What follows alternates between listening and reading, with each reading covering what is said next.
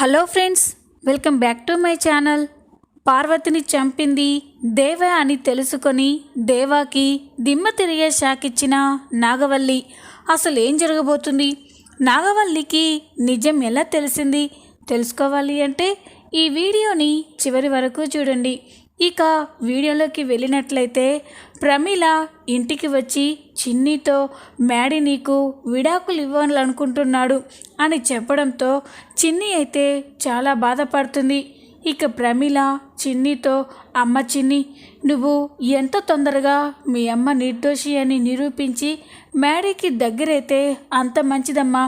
లేకపోతే మ్యాడీ నీ నుండి శాశ్వతంగా దూరం అయిపోతాడు అని చెప్పగానే చిన్ని ఒక్కసారిగా షాక్ అయిపోతుంది.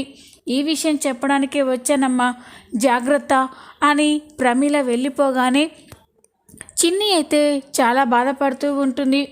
అప్పుడే స్వరూప, సుబ్బారావు, చంటి చిన్ని దగ్గరికి వచ్చి ఏంటమ్మా ఇదంతా? అల్లుడు గారు నీకు విడాకులు ఇవ్వాలనుకోవడం ఏంటి? అల్లుడు గారు ఇలా చేస్తారని అస్సలు అనుకోలేదు అని అంటూ ఉంటే, అమ్మా నాకు విడాకులు ఇవ్వాలనే ఆలోచన మ్యాడీకి వచ్చుండదు. ఆ ఇంట్లో వాళ్ళే నాకు విడాకులు ఇవ్వాలని ఆ ఆలోచన మ్యాడీ మనసులో వచ్చేలా చేశారమ్మా అని చిన్ని అంటూ ఉంటే, మరిప్పుడు ఏం చేద్దామమ్మా?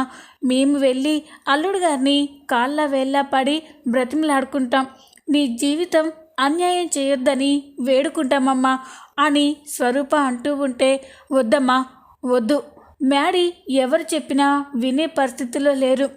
మ్యాడీ నన్ను భార్యగా అంగీకరించాలంటే ఒకే ఒక్క మార్గం ఉంది అని అంటూ ఉంటే, ఏంటమ్మా అది అని సుబ్బారావు అంటాడు. మా అమ్మ నిర్దోషి అని ఎంత తొందరగా మ్యాడీకి తెలిసేలా చేస్తే అంత మంచిది నాన్న.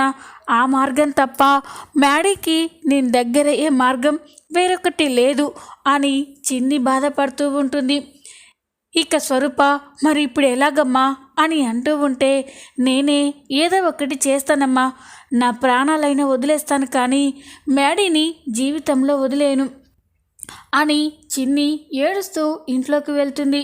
చిన్ని అలా బాధపడ్డం చూసి స్వరూప, సుబ్బారావులు కూడా చాలా బాధపడుతూ ఉంటారు.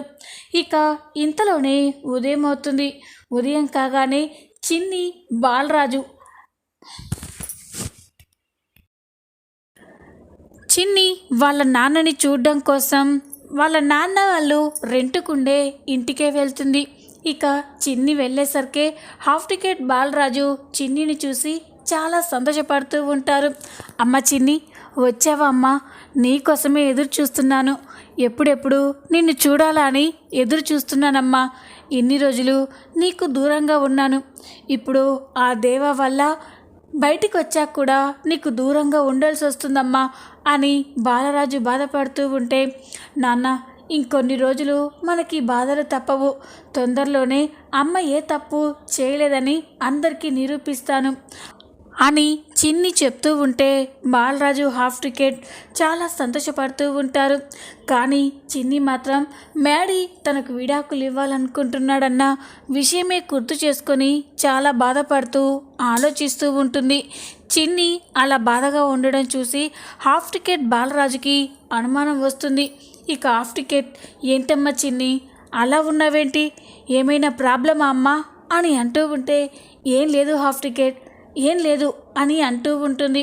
అప్పుడు బాలరాజు, లేదమ్మా నీకేదో కష్టం వచ్చి పడింది, అందుకే నువ్వంతలా బాధపడుతున్నావు, ఏం జరిగిందమ్మా చెప్పమ్మా అని బాలరాజు అడుగుతూ ఉంటే, ఏం లేదని చెప్తున్నాను కదా నాన్న, ఏమైనా ఉంటే నేను చూసుకుంటాను కదా అని అంటూ ఉంటుంది. ఇక హాఫ్ టికెట్, లేదు చిన్ని, నువ్వు ఏ విషయం గురించో మాతో చెప్పుకోలేక బాధపడుతున్నావు, అదేంటో చెప్పమ్మా అని హాఫ్ టికెట్ అంటూ ఉంటే, ఇక బాలరాజు కూడా, అవునమ్మా ఎన్ని రోజులు నీ కష్ట సుఖాలు చూడలేకపోయాను, ఇప్పుడు నీకు ఏదో కష్టం వచ్చిందని అర్థమవుతుంది, ఈ నాన్నతో చెప్పుకో అమ్మా అని బాలరాజు అంటూ ఉంటే చిన్ని అయితే బోరున ఏడుస్తూ ఉంటుంది. ఇక బాలరాజు దగ్గరికి వెళ్ళి బాలరాజుని హగ్ చేసుకొని ఏడుస్తూ ఎమోషనల్ అవుతూ ఉంటుంది. చిన్ని అలా ఏడవడం చూసి హాఫ్ టికెట్ బాలరాజులు ఒక్కసారిగా షాక్ అయిపోతారు. ఇక బాలరాజు, ఏంటమ్మా చిన్ని, ఏమైందమ్మా, ఎందుకు అంతలా ఏడుస్తున్నావు అని అంటూ ఉంటే ఇక హాఫ్ టికెట్ కూడా అన్న మన చిన్నికి ఏదో పెద్ద కష్టం వచ్చిందన్నా, లేకపోతే మన చిన్ని ఇంతలా ఏడవదు అని అంటూ ఉంటే ఇక బాలరాజు చెప్పమ్మా నీకు ఏం కష్టం వచ్చింది అని అడగగానే నాన్న నా భర్త నాకు శాశ్వతంగా దూరం అవ్వబోతున్నాడు అని అంటూ ఉంటే బాలరాజు హాఫ్ టికెట్ ఒక్కసారిగా షాక్ అయిపోతారు. ఇక హాఫ్ టికెట్ ఏమైందమ్మా, మ్యాడీ బాబు నిన్నేమైనా అన్నాడా, లేకపోతే ఆ నాగవల్లి కానీ దేవా కానీ ఆ ఇంట్లో వాళ్ళు నిన్నేమైనా అన్నారా అమ్మా అని అంటూ ఉంటే అనడానికి ఏముంది హాఫ్ టికెట్, నేనే చిన్నిననే నిజాన్ని మ్యాడీ ముందు బయట పెట్టి మ్యాడీ నన్ను ఇంట్లో నుండి గెంటేసేలా చేశారు. ఇప్పుడు నేను మ్యాడీ వేరువేరుగా ఉంటున్నాం. ఏదో ఒకరోజు నిజం నిరూపించి మ్యాడీకి భార్యగా దగ్గరవ్వాలని, మళ్ళీ మ్యాడీ జీవితంలోకి వెళ్ళాలని నేను చూస్తున్నాను. కానీ వాళ్ళు మాత్రం నన్ను మ్యాడీని శాశ్వతంగా విడదీయాలని చూస్తున్నారు అని ఇక చిన్ని ఏడుస్తూ ఉంటే బాలరాజు హాఫ్ టికెట్ ఒక్కసారిగా షాక్ అయిపోతారు. ఇక బాలరాజు ఏంటమ్మా చిన్ని, నిన్ను మ్యాడీ బాబుని శాశ్వతంగా విడదీయాలనుకోవడం ఏంటి, ఏం జరిగిందమ్మా అని అంటూ ఉంటే ఇక చిన్ని జరిగిన విషయం మొత్తం కూడా బాలరాజు హాఫ్ టికెట్లకి చెప్తూ ఉంటుంది. నాన్న మ్యాడీ చేత నాకు విడాకులు ఇప్పించి శాశ్వతంగా మ్యాడీని నన్ను దూరం చేయాలని చూస్తున్నారు. మ్యాడీ లేకుండా నేను బ్రతకలేను నాన్న. మ్యాడీని ప్రాణం కంటే ఎక్కువగా ప్రేమించాను. మ్యాడీ కూడా నన్ను ప్రాణం కంటే ఎక్కువగా ప్రేమించాడు. కానీ అమ్మే వాళ్ళమ్మని చంపిందన్న అపోహలో మ్యాడీ తొందరపాటులో ఈ నిర్ణయాలు తీసుకుంటున్నాను నాన్న.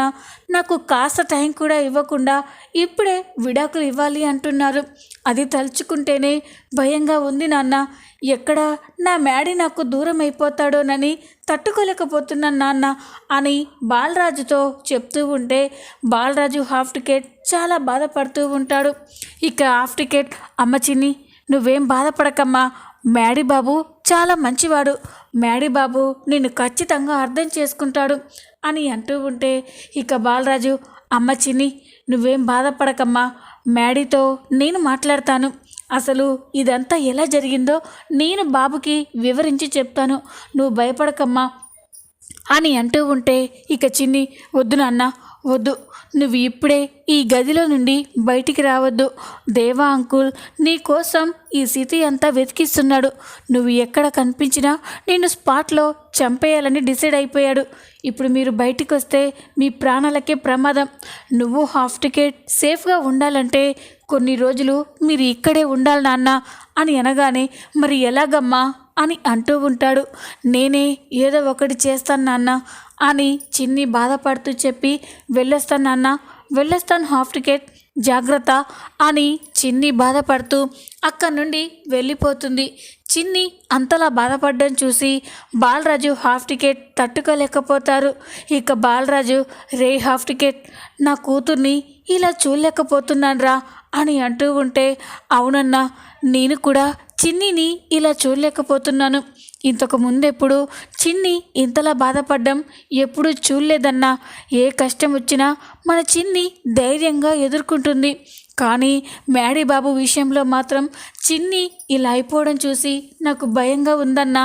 ఒకవేళ మ్యాడీ బాబు చిన్నికి విడాకులు ఇస్తే మన చిన్ని ఏమైపోతుందో అన్నా అని హాఫ్ టికెట్ అంటూ ఉంటే లేదురా హాఫ్ టికెట్ అలా ఎప్పటికీ జరగకూడదు.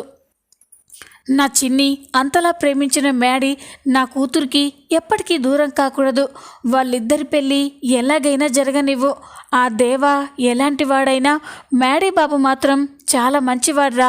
మ్యాడీ బాబు లాంటి అబ్బాయి మన చిన్ని జీవితంలోకి వచ్చినందుకు మనం చాలా సంతోషించాలి. ఎలాగైనా మ్యాడీ బాబుకి అసలు నిజం తెలిసేలా చేయాలి.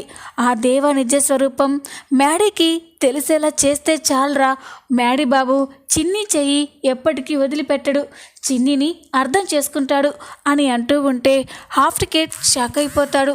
ఏంటన్నా నువ్వు చెప్పేదంతా బాగానే ఉంది, కానీ పొరపాటున మనం బయటికి వెళ్ళినప్పుడు ఆ దేవా కంట పడ్డాము అంటే చిన్ని చెప్పినట్టుగానే మనల్ని చంపేస్తారన్నా అని అనగానే పర్వాలేదురా, నా కూతురు జీవితం నిలబెట్టడానికి నేను ప్రాణాలైనా ఇస్తాను.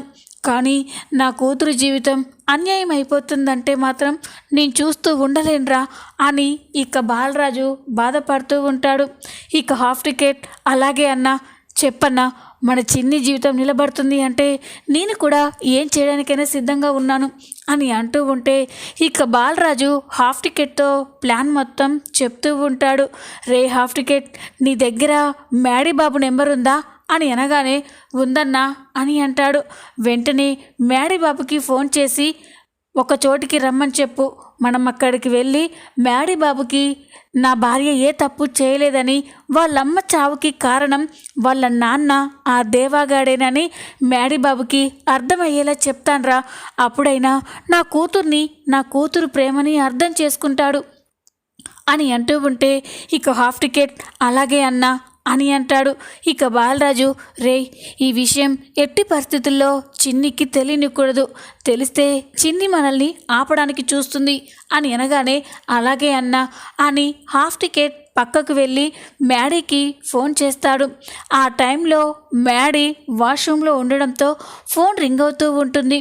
అప్పుడే నాగవల్లి అటుగా వెళ్తూ మ్యాడీ ఫోన్ రింగ్ అవ్వడం చూసి, మ్యాడీ ఎక్కడికి వెళ్ళాడు, ఫోన్ అంతలా రింగ్ అవుతుందేంటి అని వెళ్ళి మ్యాడీ ఫోన్ని లిఫ్ట్ చేస్తుంది. ఇక అక్కడ లిఫ్ట్ చేసింది మ్యాడీ అనుకొని హాఫ్ టికెట్ కంగారు పడుతూ మాట్లాడుతూ ఉంటాడు. బాబు, మ్యాడీ బాబు, నీతో ఒక ముఖ్యమైన విషయం చెప్పాలి. మీ అమ్మ చావుకి సంబంధించిన ఒక నిజాన్ని నీకు చెప్పాలి బాబు. అందుకే ఈరోజు సిటీలో ఉన్న పార్క్ దగ్గరికి రా, నేను బాలరాజన్న అక్కడికి వస్తున్నాం. ఇంకొక విషయం బాబు, నువ్వు ఇక్కడికి మమ్మల్ని కలవడానికి వస్తున్నావని మీ నాన్నకు కానీ మీ అమ్మ నాగవల్లి గారికి కానీ ఎట్టి పరిస్థితుల్లో తెలియనివద్దు బాబు. నువ్వు వెంటనే ఇక్కడికి బయలుదేరిరా, నేను రాజన్న నీ కోసం ఎదురు చూస్తుంటాం అని హాఫ్ టికెట్ స్పీడ్గా మాట్లాడి ఫోన్ కట్ చేస్తాడు. ఆ మాటలన్నీ కూడా నాగవల్లి విని ఒక్కసారిగా షాక్ అయిపోతుంది. ఇదేంటి, హాఫ్ టికెట్ గాడు మ్యాడీతో అక్క చావుకి సంబంధించిన ఏదో రహస్యం చెప్తాను అని రమ్మంటున్నాడు. అసలు వీళ్ళు ఏ నిజం చెప్పాలనుకుంటున్నారు అంటే ఆ బాలరాజు హాఫ్ టికెట్ దగ్గరే ఉన్నాడనమాట. ఇప్పుడు మ్యాడీకి తెలియకుండా అక్కడికి నేనే వెళ్తాను, ఆ బాలరాజుని హాఫ్ టికెట్ని ఇద్దరిని అక్కడే కిడ్నాప్ చేసేస్తాను అని చెప్పి నాగవల్లి అనుకొని ఈ విషయం బావతో చెప్దామా అని అనుకుంటూ, వద్దులే, పని అయిపోయాక బావకి సర్ప్రైజ్ ఇద్దాం. ఎలాగో బావ ఆ బాలరాజు కోసం వెతుకుతున్నాడు కదా, ఆ బాలరాజుని కిడ్నాప్ చేసి బావకి సర్ప్రైజ్ చేద్దాం. వెంటనే నేను అక్కడికి వెళ్ళాలి అని నాగవల్లి అక్కడ నుండి ఫాస్ట్గా హాఫ్ టికెట్ చెప్పిన ప్లేస్కే వెళ్తుంది. ఇక అప్పుడే బాలరాజు హాఫ్ టికెట్ మ్యాడీ కోసం ఎదురు చూస్తూ ఉంటాడు. ఇక బాలరాజు, రే హాఫ్ టికెట్, ఏంట్రా మ్యాడీ బాబు ఇంకా రావడం లేదు అని అంటూ ఉంటే, అన్న మ్యాడీ బాబు ఖచ్చితంగా వస్తాడన్నా. మ్యాడీ బాబు వాళ్ళ నాన్నలా వాళ్ళ అమ్మలా ఆవేశపరుడు కాదు, మంచి మనసున్నవాడు, ఖచ్చితంగా మనం చెప్పేది అర్థం చేసుకుంటాడన్నా అని హాఫ్ టికెట్ అంటూ ఉంటాడు. ఇంతలోనే అక్కడికి కారు వచ్చి ఆగుతుంది. కారు రావడం చూసి బాలరాజు హాఫ్ టికెట్ చాలా సంతోషపడుతూ, అన్న అదిగో మ్యాడీ బాబు వచ్చాడన్నా అని హాఫ్ టికెట్ అంటూ ఉంటే బాలరాజు సంతోషపడుతూ ఉంటాడు. ఇంతలోనే ఆ కారులో నుండి నాగవల్లి దిగుతుంది. నాగవల్లి అక్కడికి రావడం చూసి బాలరాజు హాఫ్ టికెట్ ఒక్కసారిగా షాక్ అయిపోతారు. ఒకరి మొహాలు ఒకరు చూసుకుంటూ ఉంటారు. ఇక బాలరాజు, రే ఏంట్రా, మ్యాడీ బాబుని కదా మనం ఇక్కడికి రమ్మని చెప్పింది అని అనగానే, నేను కూడా మ్యాడీ బాబుకే చెప్పానన్నా, కానీ నాగవల్లి గారు వస్తారని అస్సలు అనుకోలేదు అని హాఫ్ టికెట్ బాలరాజు చాలా టెన్షన్ పడుతూ అటు ఇటు చూస్తూ ఉంటారు. అప్పుడే నాగవల్లి వాళ్ళ దగ్గరికి వచ్చి కంగారు పడుతున్న వాళ్ళని చూసి, చూడండి, మీరేమీ టెన్షన్ పడకండి, నేనేమీ మిమ్మల్ని కిడ్నాప్ చేయడానికో చంపడానికో ఇక్కడికి రాలేదు. మీరేదో నిజాన్ని నా కొడుక్కి చెప్పాలనుకుంటున్నారు కదా, నా అక్క చావుకి సంబంధించిన ఏదో రహస్యం చెప్తానని నా కొడుక్కి ఇక్కడికి రమ్మని చెప్పారు కదా, ఆ ఫోన్ నేనే మాట్లాడాను, అందుకే ఆ నిజమేంటో తెలుసుకోవాలని ఇక్కడికి వచ్చాను అని అనగానే ఇక బాలరాజు హాఫ్ టికెట్ షాక్ అయిపోయి చూస్తూ ఉంటారు. ఇక నాగవల్లి, చెప్పండి, మా అక్క చావుకి సంబంధించిన ఏదో నిజం చెప్తానన్నారు, ఏంటా నిజం అని అనగానే ఇక బాలరాజు నాగవల్లితో మాట్లాడుతూ ఉంటారు. చూడు నాగవల్లి, నీ మీద నాకెప్పుడూ కోపం లేదు. ఎందుకంటే మీ అక్కని నా భార్య కావేరి చంపిందన్న అపోహలోనే నువ్వు మా పైన పగ, నా కూతురుమైన పగ పెంచుకున్నావు. కానీ వేరే విధంగా మా మీద నీకు ఎలాంటి కక్షలు లేవు అని అంటూ ఉంటే ఇక నాగవల్లి, అది ఒక్కటి చాలదా, మా అక్కని నీ పెళ్ళాం పొట్టన పెట్టుకుంది, అందుకే మీ కుటుంబాన్ని నాశనం చేసేంత వరకు నేను నిద్రపోను అని అంటూ ఉంటే ఇక బాలరాజు, నాగవల్లి ఒక్కసారి నేను చెప్పేది విను, అసలు ఆ రోజు ఏం జరిగిందో నన్ను ఒకసారి చెప్పనివ్వు అని అంటూ ఉంటే, ఇంకా ఏంట్రా నువ్వు నాకు చెప్పేది, నీ పెళ్ళాం డబ్బు కోసం నగల కోసం మా అక్కని చంపేసింది. పాపం మ్యాడీకి తల్లి లేకుండా చేశారు, మా బావకి భార్య లేకుండా వాళ్ళిద్దరినీ ఎంతగానో బాధ పెట్టారు అని నాగవల్లి అంటూ ఉంటే ఇక బాలరాజు, నాగవల్లి మీ అక్కని చంపింది నా భార్య కావేరి కాదు, మీ బావ దేవానే అని అనగానే ఇక నాగవల్లి ఒక్కసారిగా షాక్ అయిపోతుంది.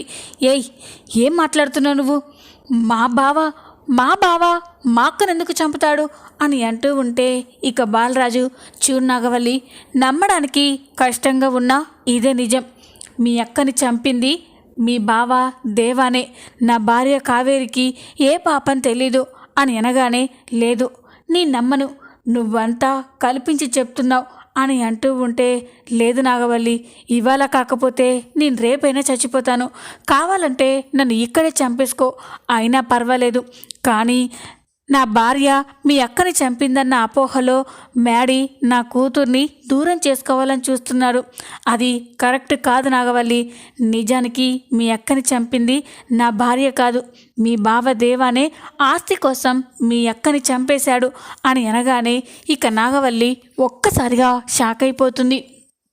లేదు నేను నమ్మను, నువ్వన్నీ అబద్ధాలు చెప్తున్నావు అని అంటూ ఉంటే ఇక బాలరాజు, రే హాఫ్ టికెట్, నీ దగ్గర ఆ వీడియో ఉంది కదా, అది చూపించరా అని అనగానే ఇక హాఫ్ టికెట్ తన ఫోన్ తీసి ఫోన్లో వీడియో ఆన్ చేసి నాగవల్లికి చూపిస్తూ ఉంటారు. చూడండి మేడం, ఒక్కసారి ఆ దేవగాడు ఎంత దుర్మార్గుడో మీకే అర్థమవుతుంది. పాపం పార్వతమ్మని ఆస్తి తన పేరు మీద రాయించుకోవడం కోసం పాలల్లో విషం కలిపి చంపేశారు. ఆ నేరాన్ని అభంశుభం తెలియని కావేరి వదిన పైన వేశారు. కావాలంటే మీరే చూడండి మేడం అని హాఫ్ టికెట్ నాగవల్లికి తన ఫోన్లో పార్వతిని చంపిన వీడియో మొత్తం ప్లే చేసి చూపిస్తాడు. ఇక ఆ వీడియో చూసి నాగవల్లి ఒక్కసారిగా షాక్ అయిపోతుంది. తన కళ్ళని తానే నమ్మలేనందుక ఆశ్చర్యపోతుంది.